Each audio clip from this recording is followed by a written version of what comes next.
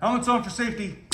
Welcome back to Random, and today's episode is about top fuel dragsters and a little bit about their history. All right, so in the dry lakes of that frothing cesspool that is California, of where I spent an entire 24 hours and ended up being horrifically disfigured.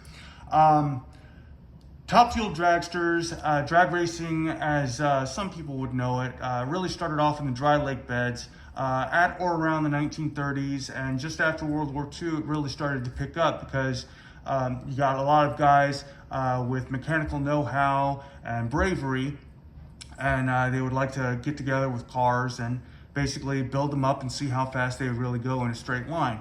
And of course, towards the muscle car era, that really started to pick up around Woodward Avenue in Detroit, but that's for a later story. So top fuel dragsters, an NHRA top fuel dragster competition usually takes about 1,000 feet. You'll notice that that's a little bit short of a quarter of a mile, which is at 1,320 feet. The reason the NHRA shortened the length of the courses is so the dragsters had time to slow down.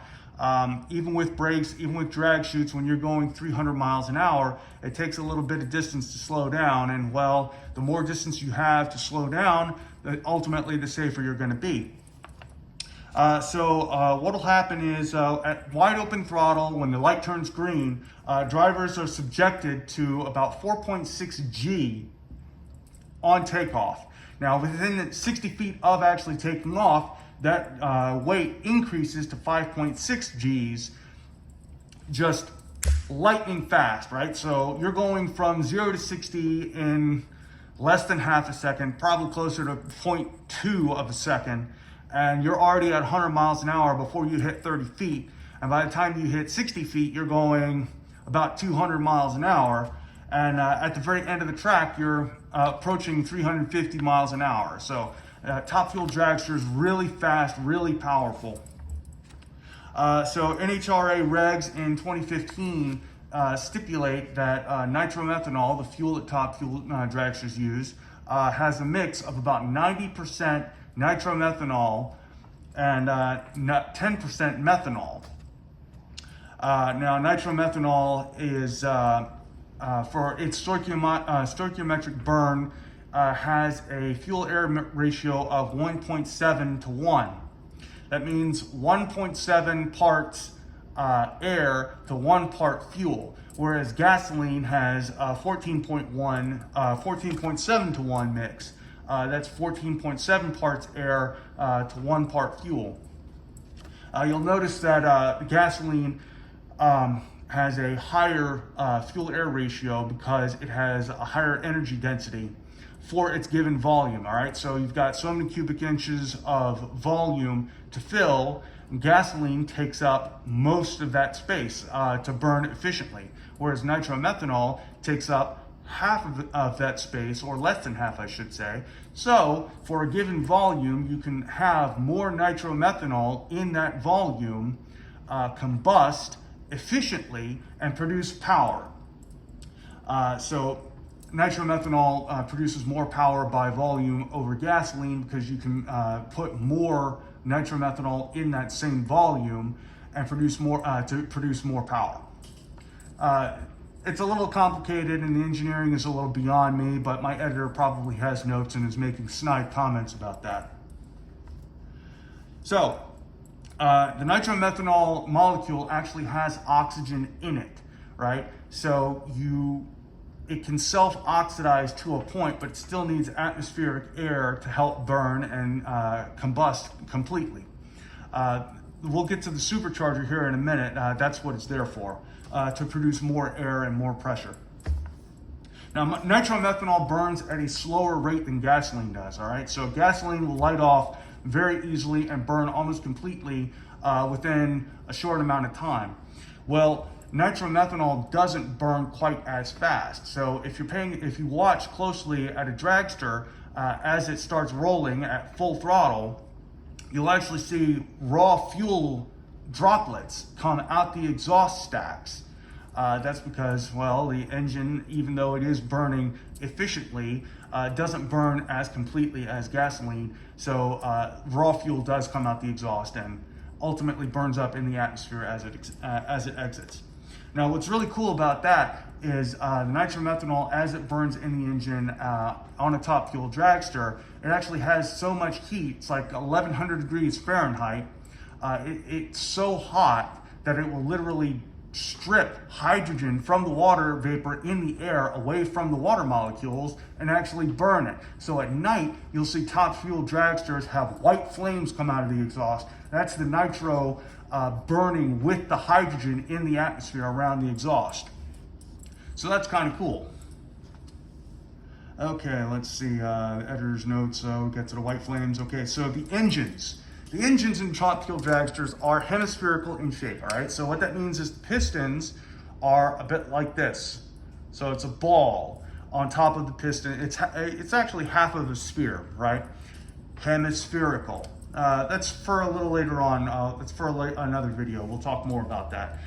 The long and short, the engines are hemispherical in design, and they displace 500 cubic inches of water.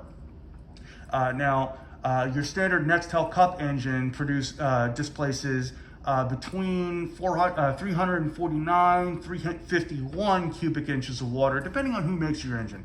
Chevrolet makes the 350, Ford makes the 351, and I believe Dodge and Chrysler make the 349s. I could be mistaken. Toyotas might make a 349 as well. Long and short, Nextel Cup 350 at or around, plus or minus a couple.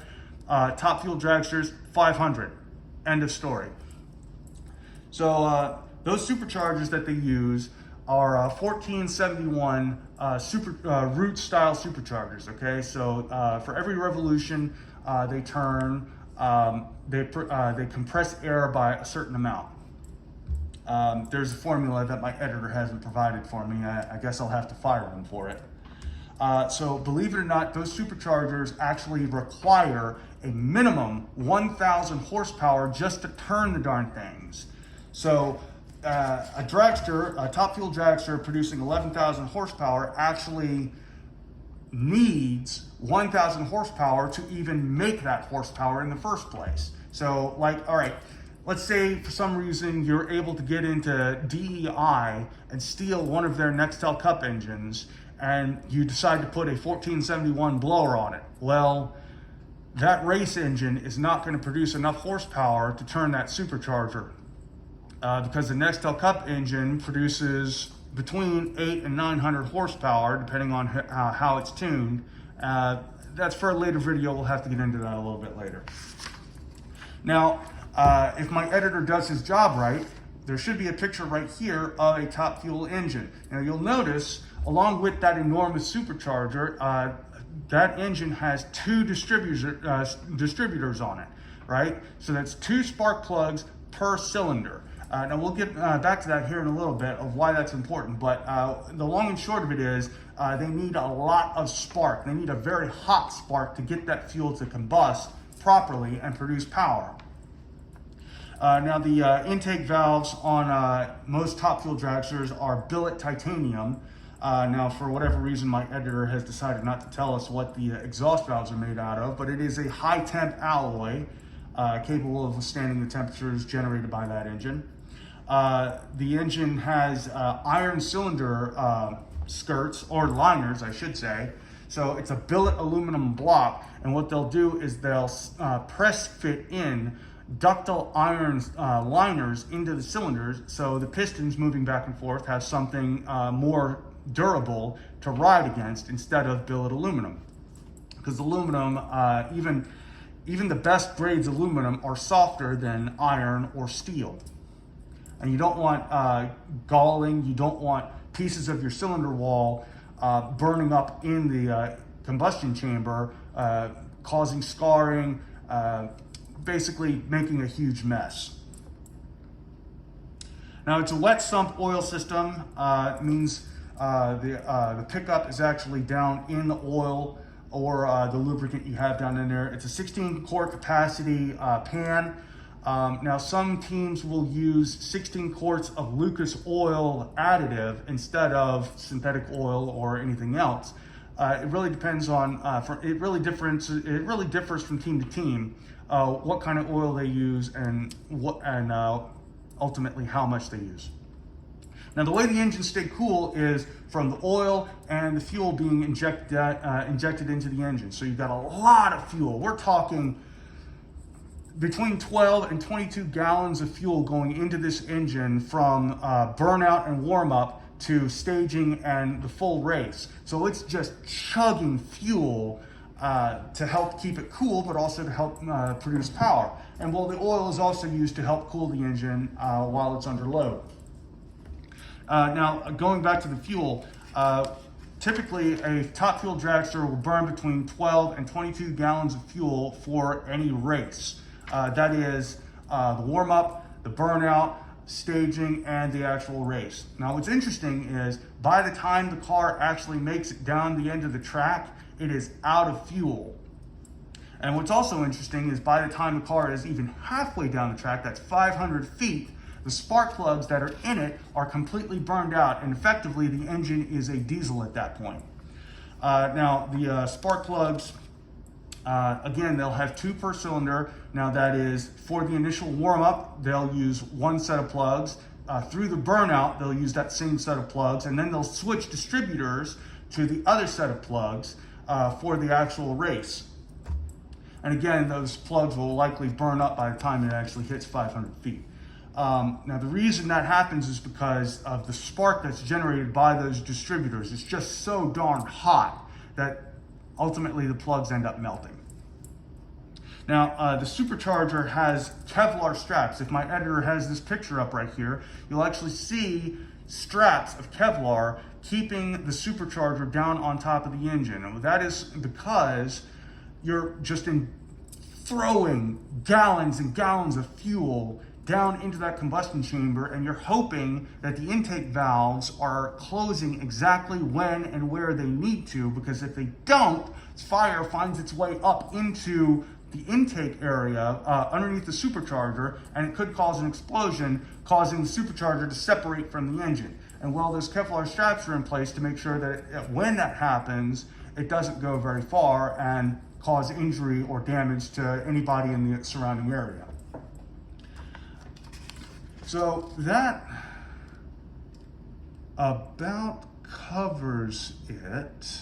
Oh, sorry, my mistake. My editor put in these notes here that I didn't read completely, so I guess I can't really blame him on that. What's interesting about the Top Fuel Dragsters is the exhaust actually produces downforce. Between 900 and 1,100 pounds of downforce just from the concussive explosions of the exhaust being burned in that engine.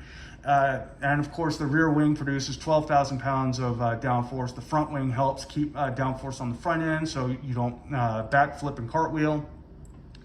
So that alone is impressive. The explosive force of power generated by those by the explosions happening in that engine are enough to actually push the car into the ground. That's fascinating. Now, my editor probably has some notes here about F1 doing something very similar a few years ago. Unfortunately, the regulating body of Formula One has elected to go away from that. Basically, well, it's complicated. My editor will probably explain down below. But yeah, exhaust being used to help create downforce. That's incredible. And again, those dragsters burning so much fuel so quickly and having temperatures in excess of 1,100 degrees and stripping hydrogen away from the atmosphere to burn is just phenomenal.